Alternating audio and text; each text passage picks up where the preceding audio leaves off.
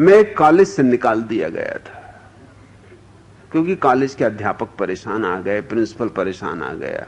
उसने कहा कि तुम्हारे साथ सिवाय झंझट के कुछ नहीं। जो प्रोफेसर आता है वही कहता है कि या तो ये लड़का रहे या हम नौकरी छोड़ते। तुम ऐसे सवाल खड़े करते हो। अब तुमने कल एक प्रोफेसर को पूछा है कि क्या तुम सिद्ध कर सकते हो कि तुम अपने बेटे के ही बाप हो? बोलो, ये कोई सवाल है? मैंने कहा कि पहले आप ये पूछो कि उसने क्या कहा था। उसने कहा था कि मैं जब तक किसी चीज को सिद्ध ना करूं मानता ही नहीं। और उसका लड़का भी मेरी क्लास में पढ़ता। तो मैंने कहा कि ठीक है, मामला तय हो जाए, तुम ये सिद्ध करके बताओ कि लड़का तुम्हारा ही। बस वो एकदम नाराज हो गया। मैंने कहा उसने ही कहा था, उसने ही भड़काया मुझे। शरारत वो करे, फंसे मुंह। ये कोई बात है? बुलाओ उसको। पूरी कक्षा गवाह है कि उसने ही कहा था कि मैं जब तक किसी बात को सिद्ध न कर लूं मानता नहीं, मैं वैज्ञानिक बुद्धि का आदमी। तो मैंने कहा कि मैं भी वैज्ञानिक बुद्धि का हूं। ये लड़का तुम्हारा है? तुम्हें पक्का भरोसा है? किस आधार पर भरोसा है?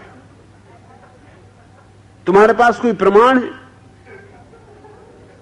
बस वो एकदम बौखला गया और कहा कि तुम क्लास से निकल जाओ। मैंने कहा मैं नहीं निकलूंगा, पहले तुम सिद्ध करो। अगर तुम सिद्ध कर दोगे लड़का तुम्हारा, मैं सदा के लिए क्लास से निकल जाऊंगा, बात खत्म। फिर मुझे नहीं पढ़ना। कि फिर क्या पढ़ना है? यही पढ़ने आया था। तुमको निकलना हो निकल जाओ। वो एकदम निकल गया गुस्से में, आपके पास पहुंच गया। प्रिंसिपल थोड़ी देर सोचता रहा। उसने कहा कि बात तो तुम ठीक कहते हो, मगर ये बात ऐसी कि मैं भी सिद्ध नहीं कर सकता। मेरे भी लड़के, ये तुम झंझटों की बातें खड़ी करते हो। तुम यहां से छोड़ ही दो, दूसरे कॉलेज में चले जाओ। मैंने कहा मुझे कौन दूसरा कॉलेज भर्ती करेगा? गांव भर में मेरी बदनामी।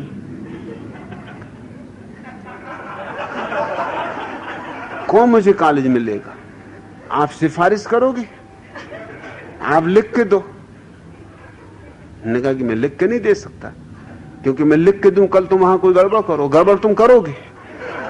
मैंने कहा वो मैं लिख के दे सकता हूं कि करूंगा। मैं तो जो कहता हूं वो लिख के भी दे सकता हूं। ये बेईमान कौन है, मैं हूं या तुम? तुम कह रहे हो कि लिख के नहीं दे सकता, फोन पे कह दूंगा। अरे जब फोन पे कह सकते हो लिख के दे दो। जब मुंह चला सकते तो हाथ चलाने में क्या हर्ज है? तुम्हारा मुंह क्या हाथ से गया बीता है?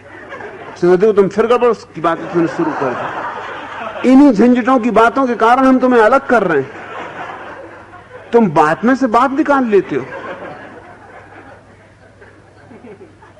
तो मुझे एक कॉलेज में जाके, सबसे गांव का रद्दी कॉलेज था, जहां कोई जाते ही नहीं था, मैंने सोचा वही मुझे जगह देंगे। पर मुझे कोई फिक्र भी नहीं थी। मैंने कहा चलो वहीं निपटेंगे। गया तो प्रिंसिपल घर पर पूजा कर रहे थे। वो दुर्गा के भक्त थे, काली के भक्त।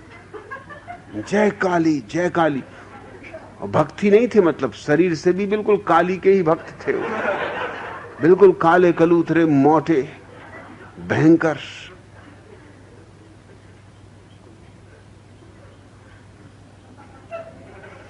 उनको लोग अवधूत कहते थे।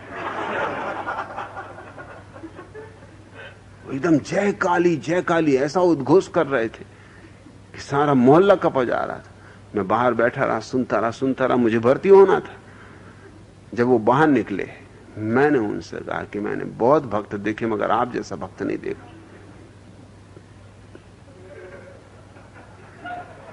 इस कलयुग में आप जैसे सतयुगी पुरुष का दर्शन धन्य हो गया।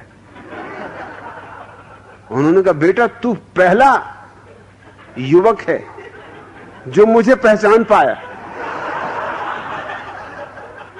आज तक मुझे कोई नहीं पहचान पाया। अरे दूसरों की क्या, मेरे घर के, मेरे बेटे, मेरी पत्नी, मेरे भाई, कोई मुझे नहीं पहचानते। वो समझते हैं ये पागल है। मैंने कहा वो सब पागल है।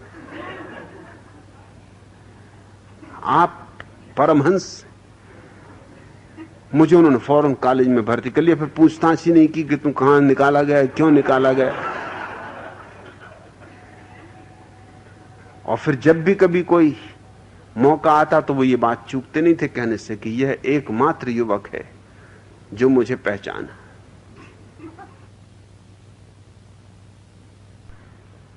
और उनने फिर कहा कि तुम जा रहे हो, दिल को मेरे दुख होता है। मैंने कहा कि दुख आपको होता है, दुख मुझको भी होता है, क्योंकि मैं एकमात्र व्यक्ति हूं जो तुम्हें पहचाना। उन्होंने कहा क्या मतलब? मैंने कहा कि अब तो मैं जा ही रहा हूं, तो अब सच्ची बात कह दूं कि मैंने तुम जैसा मूढ़ आदमी नहीं देखा। लोग ठीक कहते। कहा क्या मतलब? मैंने कहा कि मैं पहचान गया था उसी वक्त के किस ढंग के आदमी हो। तभी तो मैंने कहा कि आहा, सतयुगी हो आप। कोई मूढ़ ही इन बातों में आएगा। कलयुग में कहां से सतयुगी होगे? कलयुग में कोई कैसे सतयुगी हो सकता, तुम्हें बताओ। ये तो यूं हुआ कि झाड़ तो नीम का है और आम लगा हुआ है। कहा क्या नीम के झाड़ में आम लगा हुआ? कोई मूर्ख नीम ही बातों में आ जाए, नहीं तो नीम का झाड़ पूरा हंसेगा, कहते रहने दे भाई, तुम महामूढ़ हो। उन्होंने कहा तुम इतने दिन धोखे में रहा। मैंने कहा तुम धोखे में रहे उससे तो सिद्ध होता है।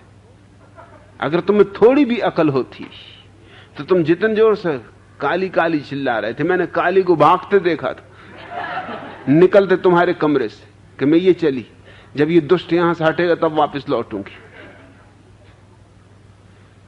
तुम जितने जोर से काली काली चिल्लाते हो, किसको धोखा दे रहे हो?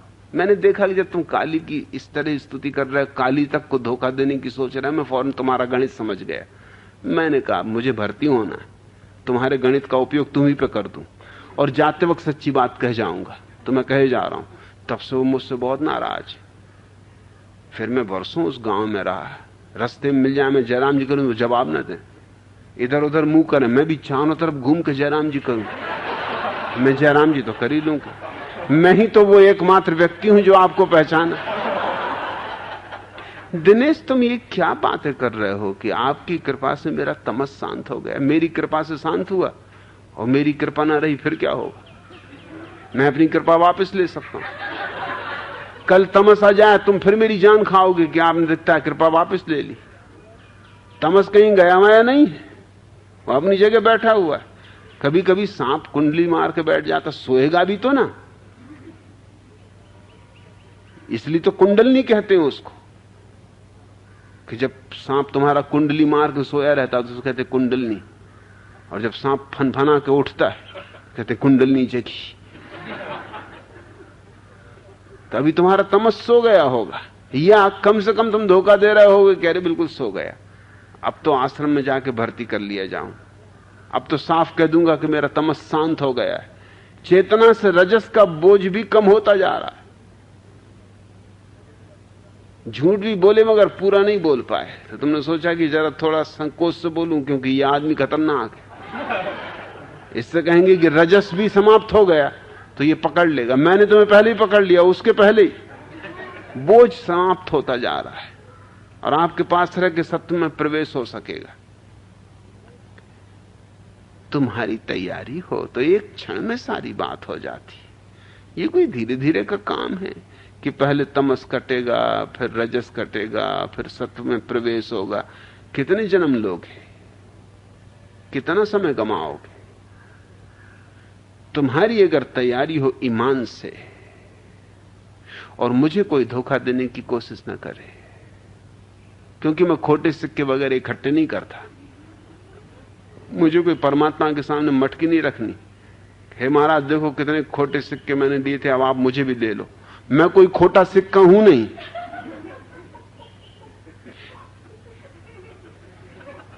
मैं ऐसी कोई प्रार्थना करने वाला नहीं, मैं किसी से कोई प्रार्थना करने वाला नहीं। आखिरी नमाज तो मैं कब की पढ़ चुका। मैं तो दरवाजे पे धक्का देकर घुस जाने वाला हूं। कोई प्रार्थना वगैरह करनी? प्रार्थना ही करेगा तो परमात्मा के भाई इतने जोर से मत घुस, कि आहिस्ता आओ, कम से कम नींद तो ना तोड़ो। और मैं अकेला घुसने वाला हूं और पीछे कतार रहेगी, शिव जी की पूरी बारात। आखिर 1.5 लाख सन्यासी मेरे कहां जाएंगे? एक को भी यहां वहां नहीं जाने दे सकते। स्वर्ग पे कब्जा करना है। कच्छ से तो सिर्फ शुरुआत है,